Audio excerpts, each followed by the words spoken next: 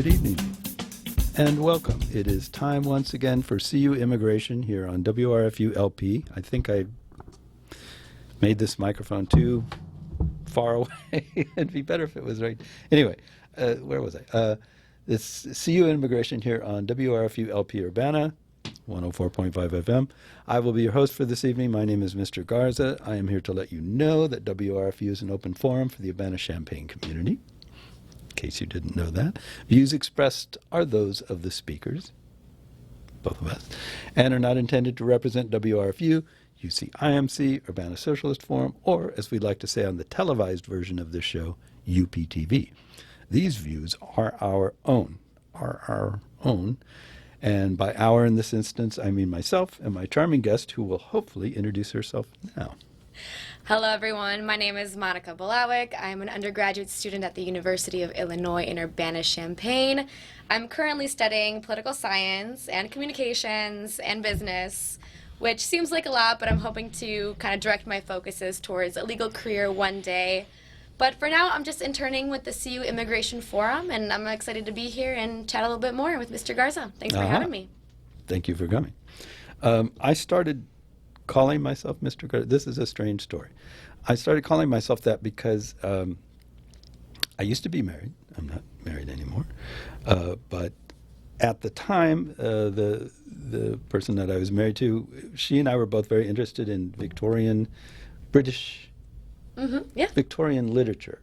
And she just thought it was so elegant to say, "Oh, this is Mr. Garza." Yeah. And so, as a joke, I started introducing myself as Mr. Garza, and somehow that just stuck all this time. I have no idea why.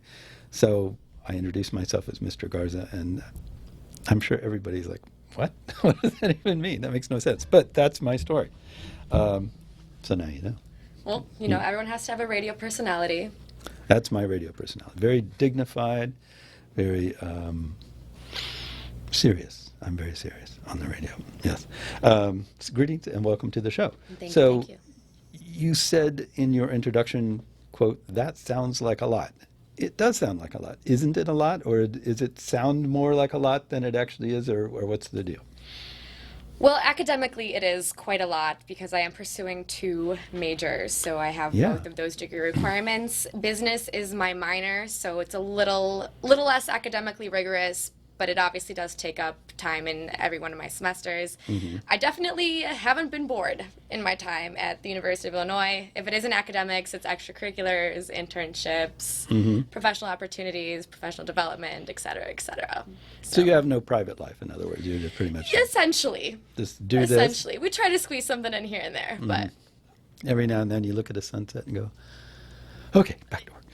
Yeah, phones are really great these days. You just put up a picture of one on your phone and be like, it could be there, but got to get this exam done. Right. So what drives you? I mean, obviously this is a lot of work. I mean, whether you are willing to entirely admit it or not, you're doing a lot of work. Why? What's the point? Well, there are, of course, intrinsic and extrinsic motivations. Mm-hmm. Extrinsically, with changing society, there's a lot more expected of millennials.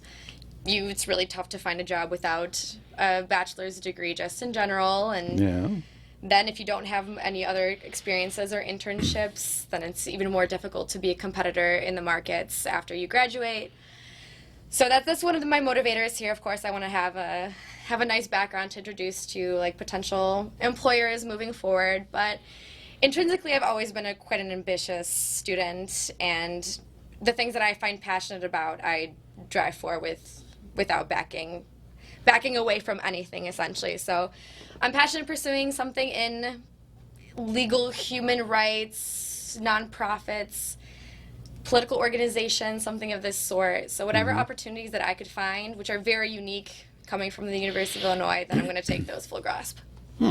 So when you're just kind of sitting around fantasizing about the future, you're not like a movie star or a rich jet setter or something. You're actually out there working and you've got like a job and you're doing stuff? Really? Right. When I was a kid, I wanted to be an actress, but those dreams changed rather quickly.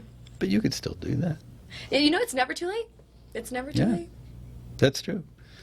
It's always interesting to me how people find their purpose in life or Right. something, you know, because as a little kid, I was just like, I don't know, I'll be a fireman, or, you know, it was like whatever they dangle in front of you, I just was like one of those. And then at some point, I was just like, nope, I'm going to be a musician. And then that's what I did. And it Right. just there was no question about it. And I did that for most of my life. And then I was like, okay, I've done that. Now I'm going to do other stuff. But it was just, I just decided. And it was weird to talk to people who were like, oh, I'm not really sure what I'm going to do. How can you not know? You know, I just felt like. To be fair, I was one of those people for a very long time. Still am. I can't tell you exactly what I want my title to be or what I want my position to be, where I want to work for.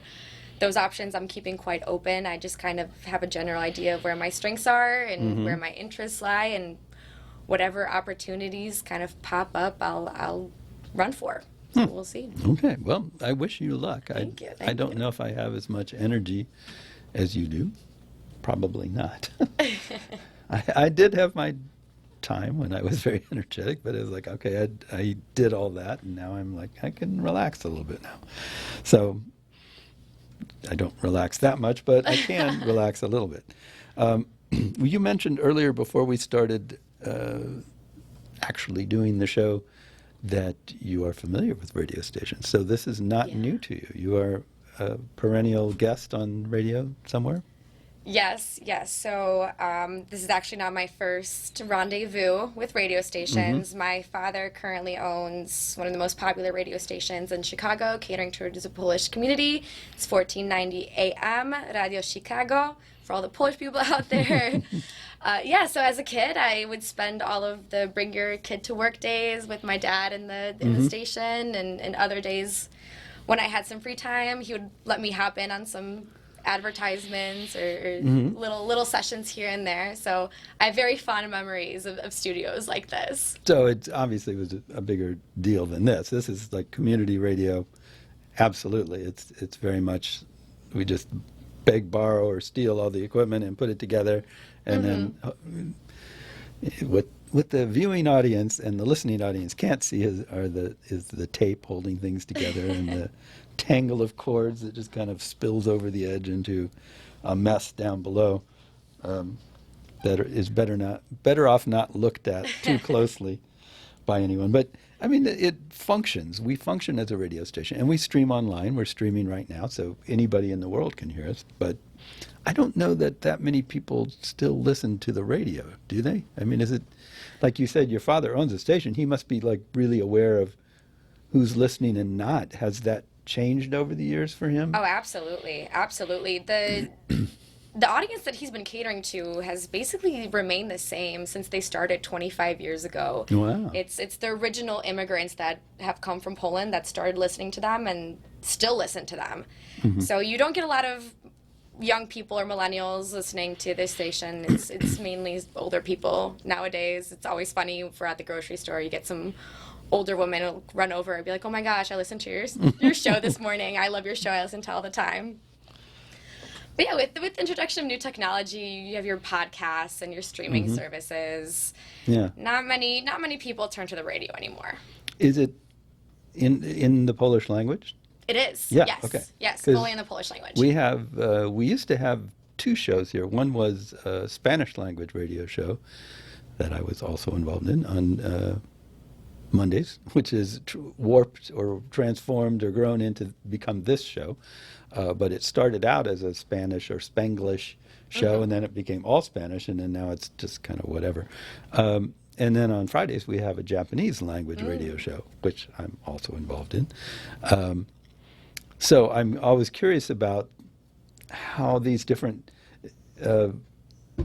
communities, must be a large enough community in Chicago that speaks Polish that there's an audience, obviously, for this station. Well, actually, fun fact, outside of Warsaw, the capital of Poland, Chicago has the biggest Polish population of any city in the world.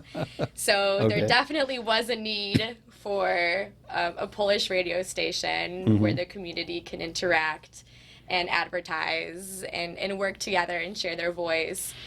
But yeah, if you go into Chicago, you have whole neighborhoods of Polish stores and restaurants and delis and all of the above. So yeah, absolutely, there's a huge community there. So younger people learning the languages and the culture and everything, or is it kind of becoming diffuse? Like, well, I can understand it when I hear it, but I don't ever speak it, and do you know what I mean? Yeah, It's absolutely. like culture has a way of, it tries really hard to transmit itself intact, but it doesn't really work that well unless you're really trying, unless you keep people sort of segregated into that cultural enclave or whatever. So for yourself, for example, are you like, how often do you ever speak Polish? Yes, I've definitely noticed that the language and the culture is dissipating generation to generation. Yeah. I was lucky because both of my parents are immigrants from Poland. So growing Right. up, they only spoke Polish. My dad doesn't speak that much English, frankly. Mm. So at home, we spoke only Polish. I went to Polish school. Both of my grandmas, it was always Polish lessons. We ate Polish food, celebrated Polish traditions and holidays. So I grew up in the culture, and I speak Polish every day. When I call my mom, I'm speaking in Polish. I try to use the language as much as possible, which has been fortunately quite easy in Chicago, since there's a lot of places where you can speak Polish. Yeah. But I'll talk to some of my other friends who are a little bit more further removed from the immigrants that came from Poland, and they seem to have lost the language and the culture, and they're more often than not quite sad about it. They wish that they could speak, and they wish they had more understanding of it. That's and for the audience, we already discussed language, so I wasn't assuming that she spoke Polish. She told me that she did. So, just so you know, I'm not jumping to conclusions here. I'm not stereotyping this person in front of me. But yeah, it's interesting. Culture is it's a much bigger topic than I think we can probably go into in any kind of depth here. But it's fascinating in that it provides you sort of it provides a real kernel around which your identity can sort of grow, and when you don't have much of it, or you don't have a really strong grasp of it, it does feel like there's an empty place inside of you. And I say that having grown up, I am also a child of immigrants, and only in my case there was no teaching. It was like they're trying to get away from it. So there's like, okay, we're in America now, we're Americans. So here's how you act as an American. So I absorbed what would you say, the typical Midwestern version of the U.S. culture, whatever that is. And it's hard to like describe very well. But it never felt like it was intrinsic or foundational in the sense, because I wasn't being taught by people who learned it. I was taught by people who were observing it and translating it to me.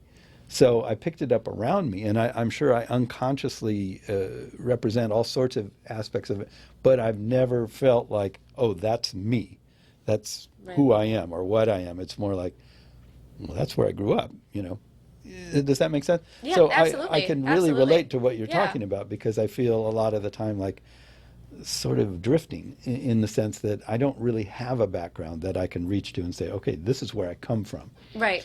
Because I just kind of started like when I was born, and I didn't come from anything particular that I was aware of or that I ever learned about. So that's an interesting point that you make. I think that culture is when you start losing it, you start feeling the loss of it. And in a weird way, I think the youth of America, and I'm using America to talk about the United States. America is north, south, central, all that sort of stuff. It's funny how these, like, we just get these shorthand terms, and then you kind of forget that they don't actually mean what you're using them for. But I think that because the U.S. is such a young country, comparatively speaking, even if you had fully embraced and grasped U.S. culture, whatever it is, it still doesn't feel very deep because it doesn't go back long enough. Right. Absolutely. So it doesn't give you that same sense of I am the product of generations. Yeah. I am the wish fulfillment of my forefathers kind of thinking that a lot of other cultures have, and I think that may be why there's so much like new aginess and all this thing where people, they're just experimenting and borrowing from other cultures, because it's like, well, I don't really have that.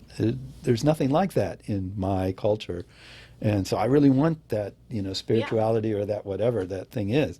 So fortunately for you, you have that, right, from your from your background. To be honest, I think I identify more towards my Polish heritage than my American heritage, even though I spent all of my years of life in the United States. My traditions and my values are so deep rooted within my Polish ethnicity that I never really connected to all of the American holidays or American traditions. And when I go back to Poland, I seem like I fit in there a little bit better than I do here sometimes. Yeah, yeah. So there, in a way, is the story of immigration. Since this show is about immigration, that's kind of one of the aspects of immigration that I think people miss. Particularly, there are a lot of conversations these days, since there's such a strongly expressed backlash against immigrants going on right now, in mostly from certain individuals, certain political party, but there's this talk of like, well, the immigrants aren't assimilating. The other immigrants in the past, they would assimilate, but these new ones are not. There's this sort of notion that assimilation used to be this thing that just happened like that, like, I come over here, I start waving the flag, and suddenly I'm American. I love everything American. There's this kind of weird, it's a fantasy. I mean, really, it takes generations. It takes a long time to like lose what you were and become what you are now, People also, I think, a lot of times forget that everyone was once an immigrant. So American culture is really just kind of a melting pot of all of the immigrants and their traditions and values that have come and passed them down throughout history. So is it a little hypocritical to say that they're not assimilating or they're not embracing American culture when realistically, American culture is the culture of immigrants? It's a stew, so to speak. Yeah, it's a stew, absolutely. So if you were, since you were immersed in the Polish culture and you grew up in American, how would you, if you had to like simplify, what are the differences, like the basic differences, the main things, like, okay, people from the U.S. are like this, Polish people are like that, or can it be described like that, or is it? It can. We have a very strong connection to religion, and that's something that's still seen within Poland today, even though they're trying to kind of become a little bit more liberal lately. Hasn't really been working on it, but religion has always been the foundation. And that's a Catholic religion. So the Catholic virtues have been guiding factors in my life personally. Besides that, I've been raised in kind of quite a nuclear family dynamic, where the women's roles are the women's roles, the men's roles are the men's roles. Of course, that's been changing as generations have been changing as well. But, taking care of your family, family being the most important thing, has always been something that we always valued. Besides that, we love some good bread, some like dark meat and potatoes on the table. A good beer every once in a while too, celebrating joyous moments. But the one similarity that I've really noticed is that both Americans and Polish people have this like incredible strive to work hard.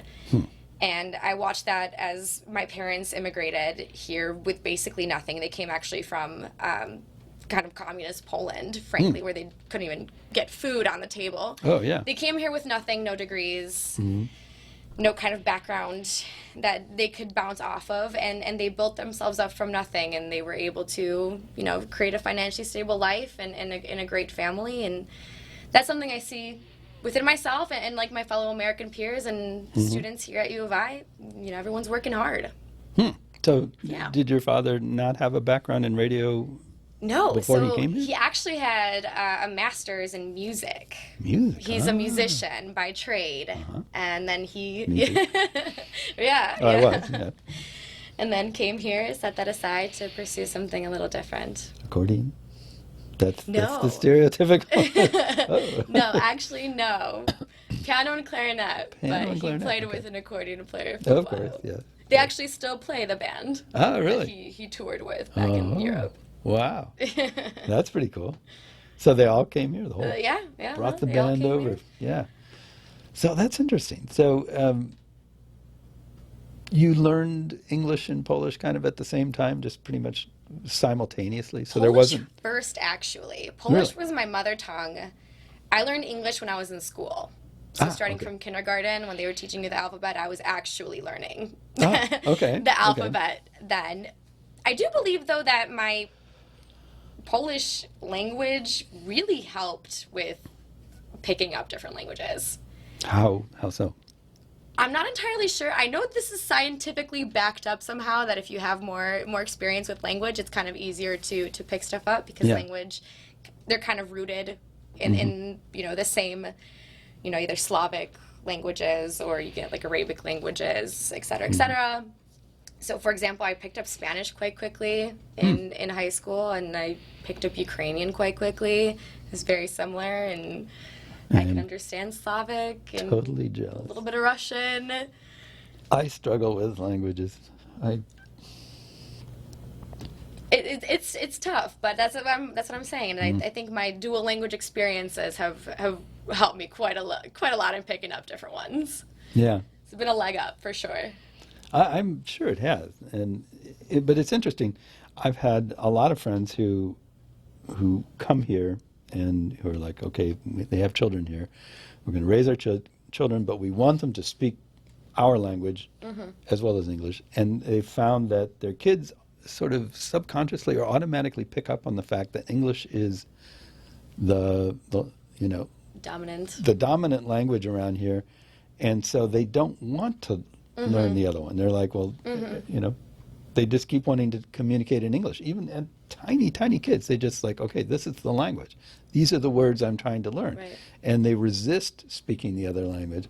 So it's interesting that maybe because you started out with Polish before Absolutely. you were exposed to something else, that helped in some way. I also never really learned Polish. As a kid, you kind of just pick up the language, Yeah, and they say it's up till you're 7 years old that you have your prime kind of language abilities.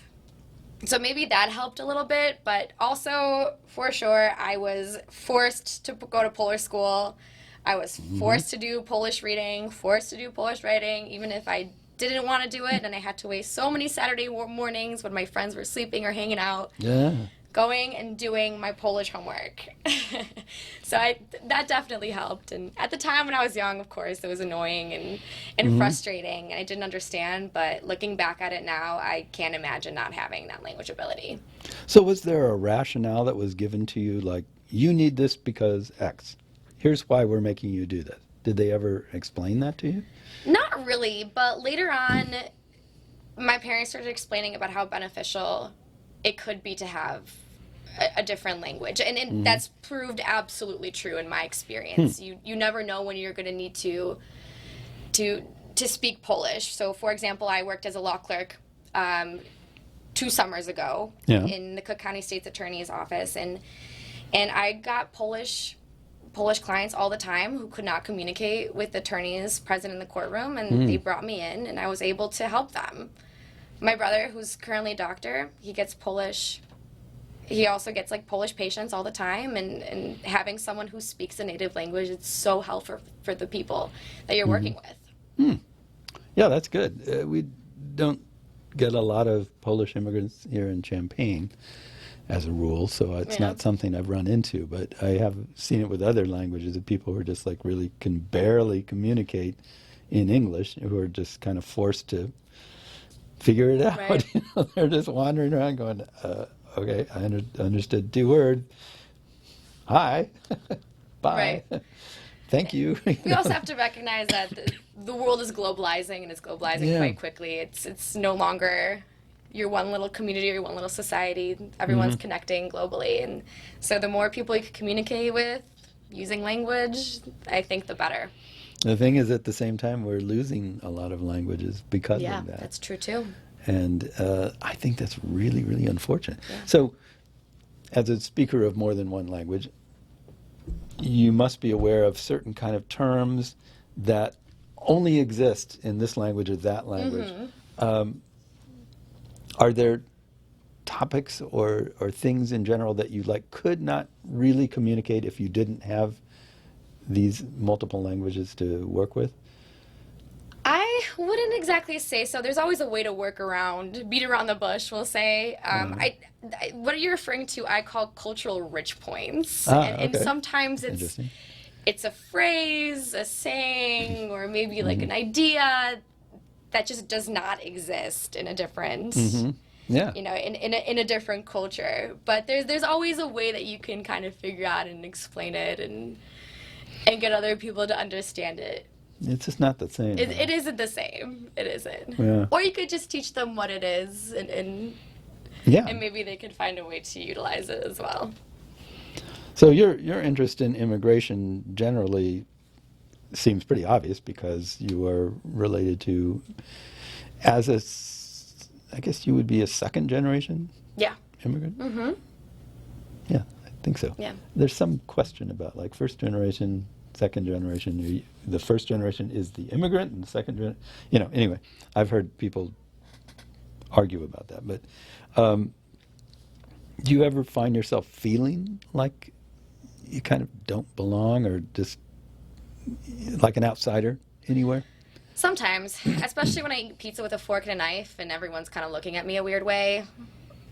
moments even as simple as those, I would say. Yeah. Yes. Where you Yes. yeah. It's interesting to me, to observe that in myself. I obviously, when I was a little kid, I didn't have any idea why I felt different. I knew I was, but my parents tried so hard to say, no, you are a regular, that I just thought, okay, well, I'm a regular whatever, except that I don't feel like this, and I don't feel like that, I don't feel at home, I don't, So I find that I still feel awkward and kind of left out, and it makes me wonder. I never had children, but if I had them, I wonder how they would have felt. Would they have picked up some of that awkwardness from me or not? Are you? What do you think? I feel like it might depend on how strongly you embrace your culture, and this is jumping back to what I previously stated about how I'm so deeply rooted in my Polish traditions. It's what I was raised in. It's all I know.